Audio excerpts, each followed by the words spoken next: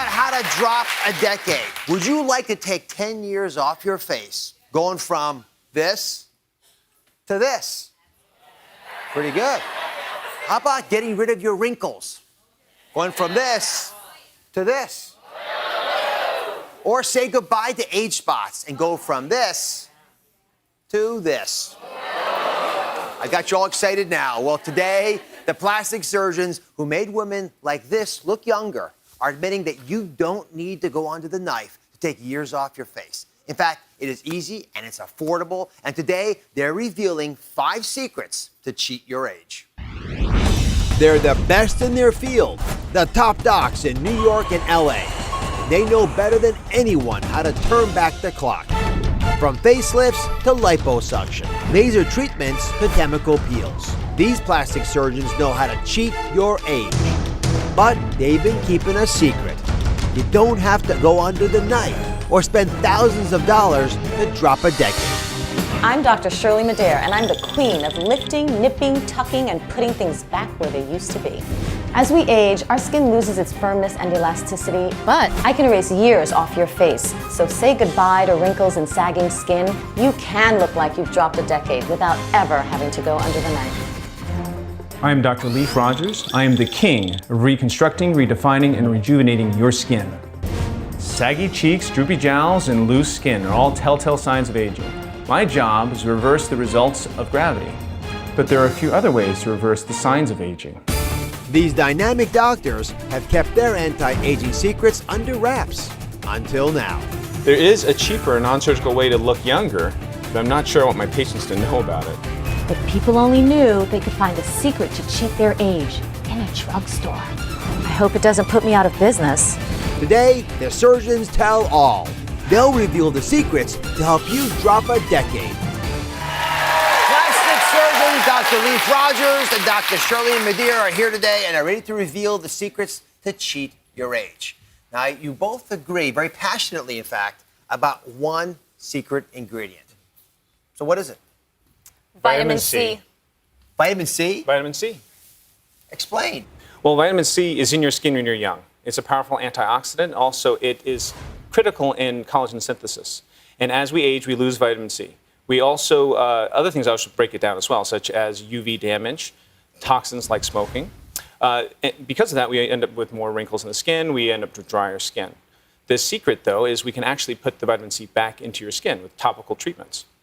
And Dr. Madere, how long do you have to expect to use vitamin C before you see results? Well, this is going to vary with every individual. Some people may start to notice changes anywhere from 2 to 4 weeks, but for others it may take up to 6 to 8 weeks. Nevertheless, a maximum effect should occur at about 6 months. 6 months? Indeed. All right, so you can't just take it for a day or two, you gotta take it for a little while. Yes. Let me show everybody why vitamin C is so essential for making your skin look younger. And I've got a little help, if I can have, from Maria and Denise over here. Now jump around there. So as she jumps, I want you to think about this. This is her skin, and the bounciness of her skin, of Maria's skin, is reflected in the fact she can trampoline without too much difficulty. And when you're young, you have lots of bounciness to your skin, so you can push on it and shove on it, and you don't get any wrinkles because the skin is taut. The elasticity allows it to maintain that bounciness. Now, as you age, let's go to Denise over here. Go ahead, Denise, start jumping up and down. So as Denise jumps up and down, not quite as impressive. Come on, I'll help you. Go on, jump. Come on, you can do it. All right, nothing's happening. Now look, thanks for trying.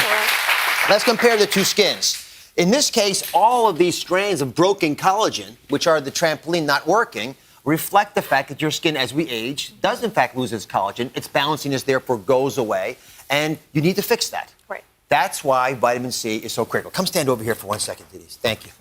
All right, now, when you take vitamin C, literally take vitamin C, it's today's special letter. Okay. All right, what it does is it gives you new strings on that trampoline of your skin. So let's put this down here. You can help me over there. Yep. Position right like that. Now you've got a nice bouncy base. Come on up here. And now you can bounce away all you want. Yay. It rejuvenates that skin and gives the bounciness you want. It reverses the age-related damage to your skin, and that gives you less wrinkles, which is how we can get some of those results we showed earlier on. Okay, great. Fair enough? Yes. Come on down. Thank you very much. Thank you. All right. Okay? Thank you. All right. So now we talk a little bit about wrinkles, let's talk about age spots. So, Dr. Madeira, when it comes to age spots, you guys can do lots of things. You can do lasering, you can do these incredible chemical peels. Yes. How does vitamin C play a role there? Actually, age spots are essentially sun-damaged skin, and vitamin C is a powerful antioxidant. It's a skin lightener, it's a skin brightener. It's been shown to reduce the number of sunburned cells as well as reverse age damage or age-related damage to the skin. Now, vitamin C is not a sunscreen, but nevertheless, it helps protect against and helps to repair UV damage, such as discoloration and fine lines that are caused by those gnarly free radicals. So now we're talking about applying the vitamin C as a cream onto our face. Dr. Rogers, what about taking it orally in the form of foods or supplements? Well, it's important to take vitamin C orally, and it is good for you and it does help you in many ways. However, you don't get the same levels of vitamin C in the skin by taking it orally. When you apply it topically, you actually get 20 times the vitamin C into the skin than you do if you take it orally. 20 times? 20 times. Yeah. It's a big difference. Huge difference. So what should people know before they actually buy the products? Well, one of the most important things about vitamin C is because it's an antioxidant and it's not necessarily that stable of a product, you need to find something that has ascorbic acid or L-ascorbic acid in it. That's the active ingredient. That is the most active ingredient. There are other forms of vitamin C that aren't necessarily very active, so look for those. Secondly, because it's an antioxidant, it will oxidize if it's exposed to light and to air. So you have to make sure you buy a product that is in a sealed, airtight container and also light-proof, essentially. Otherwise, it's going to oxidize and not be effective. And the percentage of vitamin C you're looking for? Anywhere from 3 to 10%. That's the human studies have shown up to 10% are effective. Perfect. And Dr. Madeira, Yes. vitamin C, is there a problem with mixing with other products? Absolutely not. In fact, alpha hydroxy acids chemically exfoliate and they aid in the penetration of the vitamin C compounds. Not only that, vitamin C works very well and synergistically with vitamin A-derived compounds such as retinol, and vitamin C works very well with other antioxidants. In fact, for a fabulously powerful anti-aging combination, one of my secrets, try mixing vitamin C and vitamin E together. Vitamin C and E together? Yes. All right, and last question. Yes. What's the best time to use it? The best time to use it is in the morning after you exfoliate. It gets the outer layer of skin off so it can really get in there. And you also want to make sure you put your moisturizers on afterwards and your sunblock because, again, it's not sunblock. I love this idea. Does it make sense to everybody? It's a simple, easy solution. You can fake a facelift. Dr. Leif Rogers and Dr. Shirley Madeira say the big secret is in this little pill. These are called phytoceramides. So, Dr. Rogers, what are these phytoceramides? Well, ceramides, which is something that naturally occurs in our skin, is something also we lose as we age, like most things, unfortunately. And because of that, the barrier of our skin breaks down some. We don't retain as much water. We don't have that sort of plumpness, that youthfulness in our skin. It's been around actually for quite some time. Ceramides have been in topical solutions for many years, and the oral forms have been available in Asia, Japan for quite a number of years. Just recently, the FDA has approved phytoceramides. Now, phyto means from plant, so it's a plant derivative. This will put it back into our skin, and it can reverse some of those signs of aging. Dr. Madeira, how do you use this? Basically, you take them as an oral supplement, as a pill, and the way that phytoceramides work, they help to restore the protective skin barrier that we lose as we age, unfortunately, and so they help to hydrate the skin from the inside out. Maybe if I can bring that alive with an animation. This is why this matters to all of us. When, again, I'm sort of surprised we haven't been using this earlier, but when our skin looks older and it's dried out and it's flaky, which is the reason it tends to look rough and wrinkled, what we want to do is supplement it. So these phytoceramides come in through our blood. We take them as a pill in our mouth. They slowly percolate up through the skin, through the younger skin, up to the older skin, from the inside out. When they get to the outside, they bind the skin together, so they make it plumper. The water doesn't escape as much. You get less cracking. The barrier works better, and the wrinkles go away. They fill out a little bit, and the dryness also is less obvious. So the damaged areas look more youthful. Once again, the skin is able to hold on to its moisture better because the phytoceramides are sticking the skin cells together the way it was supposed to from the very beginning. Mm-hmm. So, Dr. Rogers, roughly how long should people be taking these ceramides orally as a supplement before they'll see results? Minimally, it'll take about four weeks or so before you start seeing some smoothing of the skin. And the reason it takes that long is because that's how long it takes for new skin to grow and... Well, yeah. I mean, not only that. I mean, he has to get into the cells, and then there's a process. So it's not. There's no magic pill, unfortunately, even though this is pretty close. But your body has to actually start producing new collagen. The damage has to be repaired. So yes, it takes a little time for that to occur. Still better than a surgeon's scalpel, I think. Yeah. And Do you agree or not? Yes. And Dr. Madera, when should people take it? How much do they take? So the recommended dose is 350 milligrams per day. So that's 1 pill per day. And the cost is approximately $10 for a 30-day supply. And it's important that when you're going to the store and looking for these ceramides, it's important to look for the plant-derived ceramides.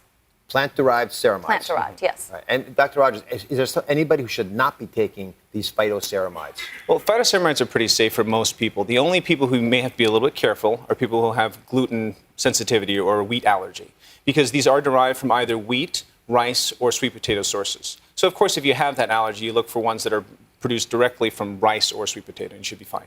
And then, Madera, Yes. if you can, educate me a little bit about the risks of taking these. Can you combine them with other supplements? What are the potential benefits of doing that? Actually, the FDA just recently approved the phytoceramides, so they generally appear to be safe for most people. And the phytoceramides work very well with vitamin C. So actually, topical vitamin C works well in combination with oral ceramides, because oral ceramides have a better saturation. So it's great to combine topical vitamin C with oral ceramides. So both the things we've talked about today are combinations that you probably use frequently in your practices. Oh, yeah, I recommend it, definitely. Absolutely. I love when it's simple and easy, and it's affordable too. Very. These plastic surgeons say you can turn back time with Power Facial Cleansers. Dr. Rogers, what are these things all about? Well, it's basically an electric toothbrush for your face. You turn the thing on, it runs for about a minute or so through a cycle. Okay, you can see how it goes back and forth. Yeah. Right, and it gives you a nice deep clean and light exfoliation. Dr. Madera, what do you like about these things? I actually use one of these devices at home myself, and these devices take cleansing one step further. So I like to consider them as a means of mechanical exfoliation. So basically, the deep clean that they provide gently removes the top layer of your skin, but not in a raw way. It just pretty much removes that dead layer of skin that makes your skin look dull and sallow. So it removes that top layer of skin so that anything that you're supposed to use to treat your skin, creams, vitamin C's, lotions, potions, these devices help those products to penetrate a little bit more deeply and soak in more thoroughly. Explain to me how you exactly would use it. I mean, what do you do every morning when you get up, for Okay, example? so basically you have to wash your face first and make sure your skin is wet, and then you make sure that this is on, and then there are various devices here, but once that's on, you'll notice that this pad will rotate, and once you put that on your face, you'll just apply gentle pressure. Come on, work with me here. Yeah. Apply some gentle pressure on your face, and then you do circular motions on the forehead for about 20 seconds, the nose and the chin, and then 10 seconds on the cheeks. And how often should folks be using this? Well, it depends on how comfortable you are using it. But generally speaking, you should start off once or twice a week, and the more comfortable you become, and depending on how sensitive your skin is, you can go up to 3 or 4 times a week. All right, so we've asked for someone from the audience to volunteer. They didn't know what they were volunteering for, but now they know. Carla, thank you very much. You can stand for me. So I have never done this before, but I am a heart surgeon. Okay. So you have 20 seconds. So can I go? So like that? So how's that feel? Feels great. It feels It's good like a doing it. massage and So then 20 seconds on the nose? Is that right? 20 seconds. You get up inside the nose at all? Or Chins? Depends on what the pores are looking like, but I think you're doing very well. Then 10 seconds to the cheeks, is that right? And then actually 10 seconds on the chin and also 20 seconds on the cheeks. Would you do that every day? of course, I'd like to stay young. Here, you keep you. This is yours. Thank you. Oh, Enjoy. so much. Thank you. So, Dr. Rogers, who is this right for? Well, it's good for most people, but you got to be careful. Some people can get in trouble with this kind of stuff. If you use it too much, you can actually irritate your skin. And then, of course, people with very, very dry skin and with sensitive skin can get in trouble as well. If you use it too often, you'll actually strip too much of the oil from your skin and give yourself trouble. So how does someone know they should not be using one of these electric cleansers?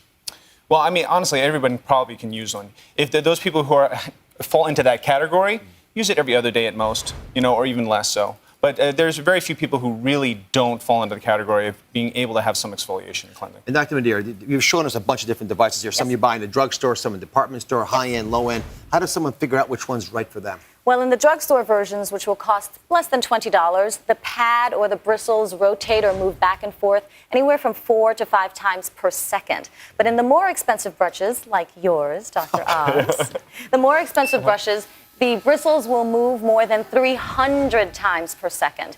And in fact, the greater number of times that the bristles or the brush moves per second, the less abrasive to the skin. So if you have sensitive skin, it probably is worthwhile to spend the money and get the more expensive brush, because sometimes less is more, and that's a good thing. It is a good thing. Thank you both very much for sharing us your secrets Thank to you. avoid the scalpel. Thank you for watching. Don't forget to subscribe and turn on notifications so you never miss out on new videos to live the good life.